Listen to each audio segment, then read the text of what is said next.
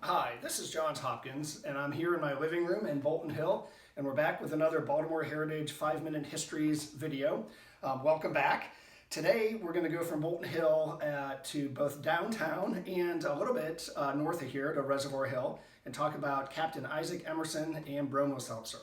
Before we go downtown to his tower, let's start with his house at 2500 Utah Place. That's just south of Druid Hill Park. In the Reservoir Hill neighborhood. Back then it would not have been called Reservoir Hill. It would have just been called Mount Royal. The neighborhoods of Bolton Hill and Reservoir Hill bled together. Isaac Emerson was born just before the Civil War in North Carolina and came to Baltimore in 1880, founded a small drugstore and created something that we all know as Bromo Seltzer. If you think of, and this was in the sort of height of the Victorian era, if you think of the Victorians as kind of staid and sour looking all the time, well, that was not Captain Emerson's Victorian era. In his era, if you were wealthy and maybe a little bit lucky, you might get invited to something like a ball at Mrs. Mary Garrett's house, what we now know as the Engineers Club, the Garrett Jacobs Mansion. And if you did get invited, you'd arrive around maybe 9 or 10. You'd have cocktails in the parlor room.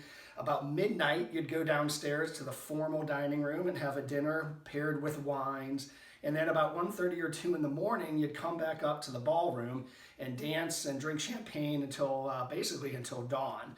And then you'd stumble home. And that's where Emerson had his flash of brilliance. His Bromo Seltzer was essentially a hangover cure. And he was a brilliant marketer. In that Victorian age, one of his early slogans was, "If you keep late hours for society's sake, Bromo Seltzer will cure that headache." And it cured a lot of headaches, and it made Emerson a very wealthy man. In 1895, Emerson and his wife Emily built the mansion on Utah Place that's there today. Utah Place was a fashionable address. The Hutzlers of Hutzler Department Store had lived there. But Emerson, being the sort of force of nature that he was, wanted to one-up everybody else and built the most fantastic house around. And you can take a look at it, it's just spectacular. It's gone through a number of uses, and I think today there's a neighborhood-based nonprofit that is working on redeveloping it. But back in his day, Emerson and his wife Emily lived there, but unfortunately their marriage did not last.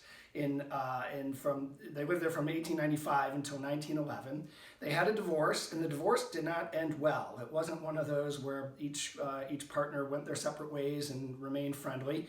And worse for Emerson was that Emily got the house. Not to be outdone though, and being more than a little bit spiteful, Emerson bought the property between the house and Druid Hill Park.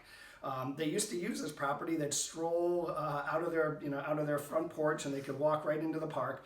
Well, Emerson built an apartment building to block his former wife's view. Not only did he do that, he moved onto the top floor of the apartment so that he literally could look down on her every day. How's that for the end of almost 25-year marriage? All right, let's go down to his tower and factory downtown, the Bromo Seltzer Tower.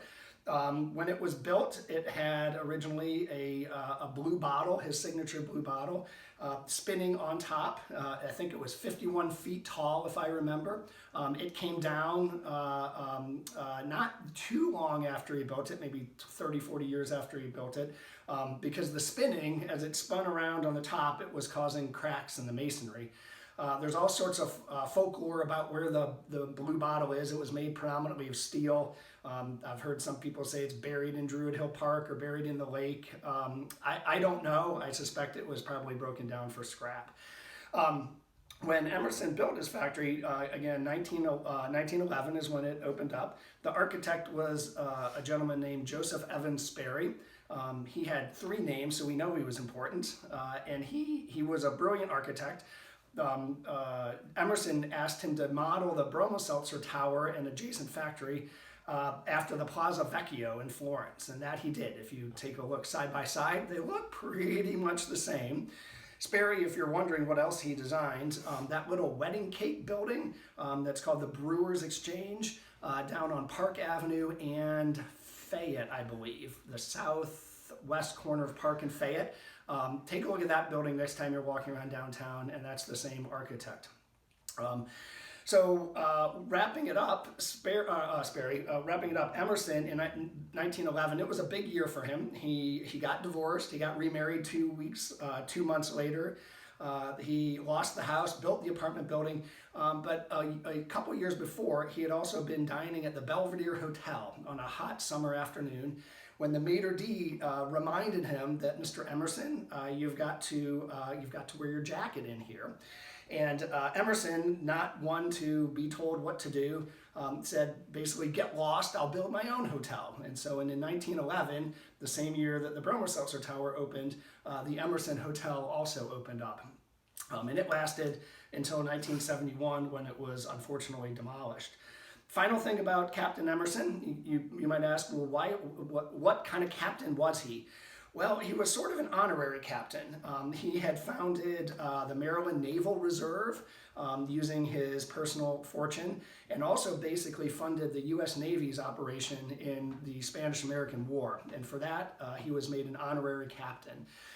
So even though he maybe didn't earn it the traditional way, I think that if Mr. Emerson told you to call him captain, you were going to call him captain.